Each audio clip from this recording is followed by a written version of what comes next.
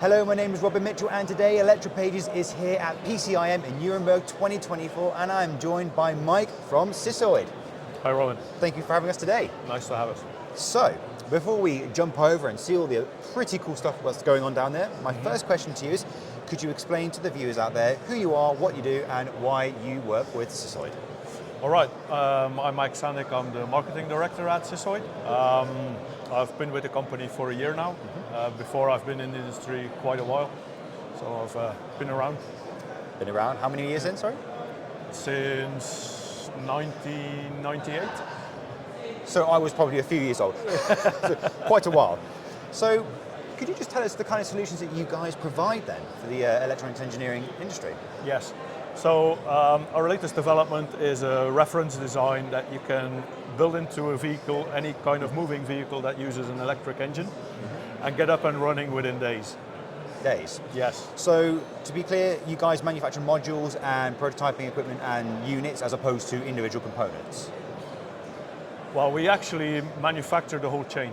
Okay. So from the power semiconductors, the gate drivers that drive them, the control board. The actual silicon themselves? The actual silicon. Okay, right, so brilliant. we do IC design, we do our own IC design, we do our PCB design, we've developed a control board that goes on top of the whole intelligent module.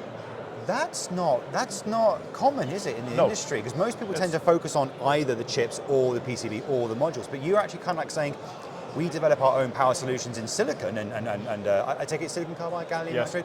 And so you design your own chips, and then you put it all together, and then give the end user the module. So it would make sense that because you guys are the experts in your own products, you can make the best designs out there for customers. That's exactly what's happening. So we really design them to work together.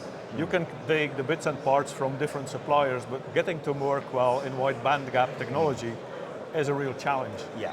So we do the job for the engineers, and we know how our parts work, how we need to tune them to work really well together.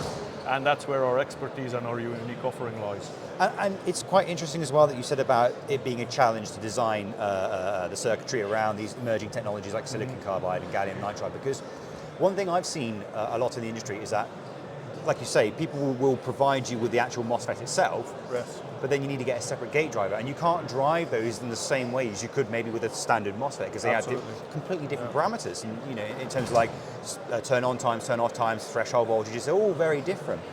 And so it's really cool to see a company that's actually producing modules with your own technology, with the gate drivers, so the engineer doesn't have to worry about it. So does that mean that an engineer could change or convert a design that's traditionally using silicon and then go straight to your GaN solution or your SiC solution without needing to do any additional developments? Absolutely. So the companies we work with traditionally don't have a lot of electronic design expertise. Yeah. So they can start from a functioning system. Yeah. Take that, start testing, make their proof of concept, and then they can start customizing. And they can go down to the discrete level if they want to, not many do, but they can take it up to which level they need. And this kind of relates to something which I saw in the background, which is sort of like like you say, from months to weeks or weeks to days. And I think that could be, and I think that's quite interesting as well, because let's say, for example, you're designing a new EV, and you want to say, I'm going to use silicon carbide or gallium nitride, but we haven't got enough engineers to design that circuitry or to spend time to learn how to use it.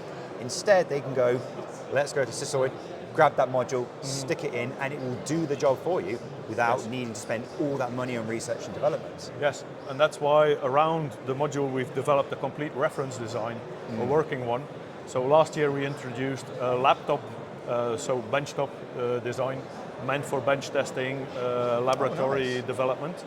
This year, what we've launched this week is a reference design that's much more compact and can be mounted inside a vehicle, so an onboard reference design. So just to be clear, when you say reference design, does that mean that you provide the schematics and then they can kind of like lay out themselves, or is okay? So and you kind of give them like a bill of materials, and then they can put it onto their own board, decide how to lay it out. And I take it the layout would, I would say, or would I say that the reference design also has like the PCB layout as well? Yes.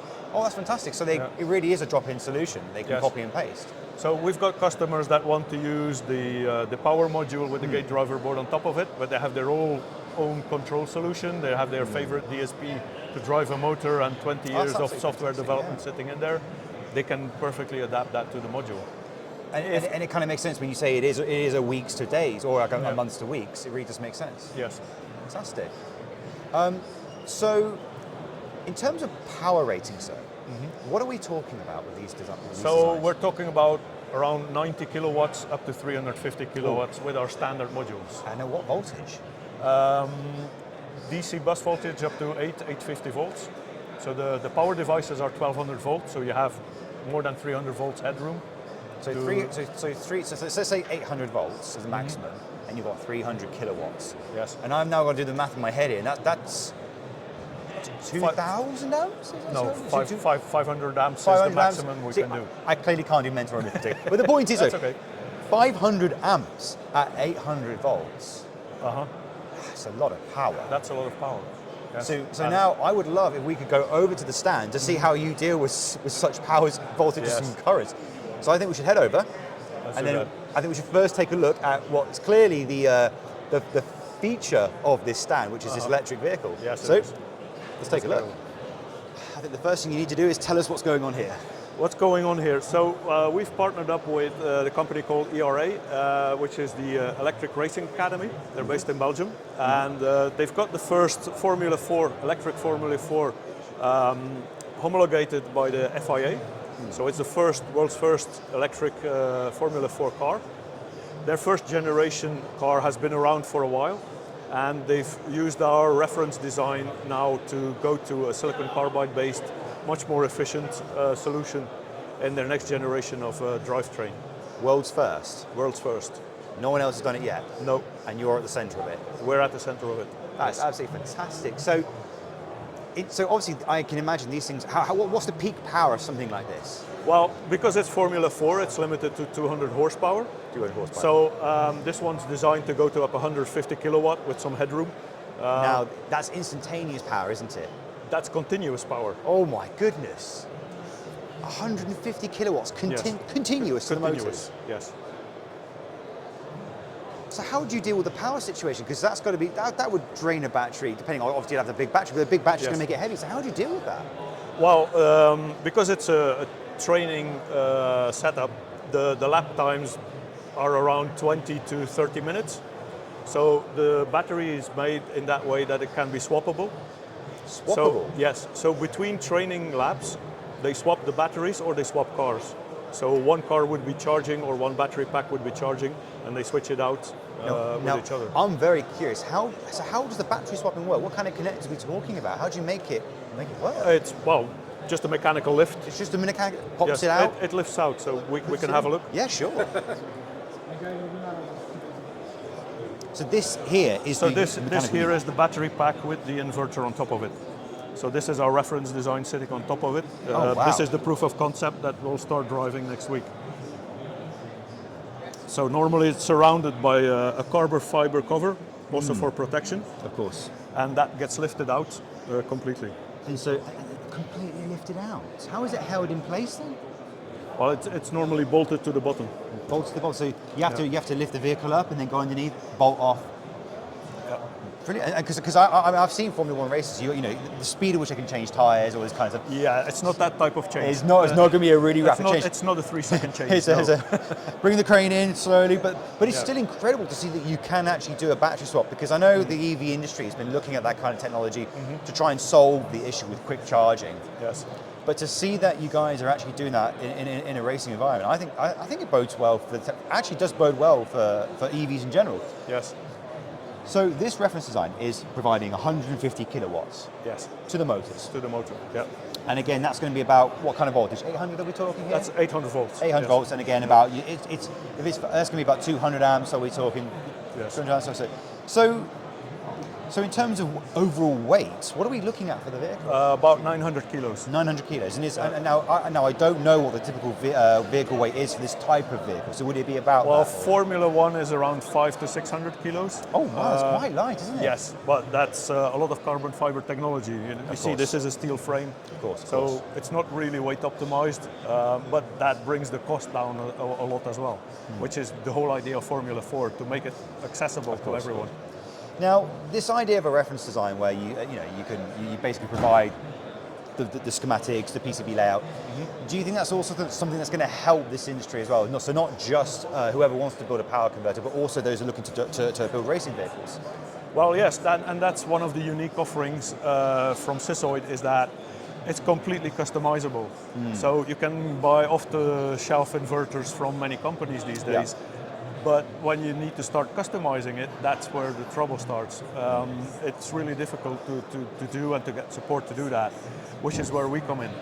So our system is completely customizable. You can change the software if you need to have other sensor readings, other actuators powered. So you're not just providing an off-the-shelf reference design. You're also providing customization.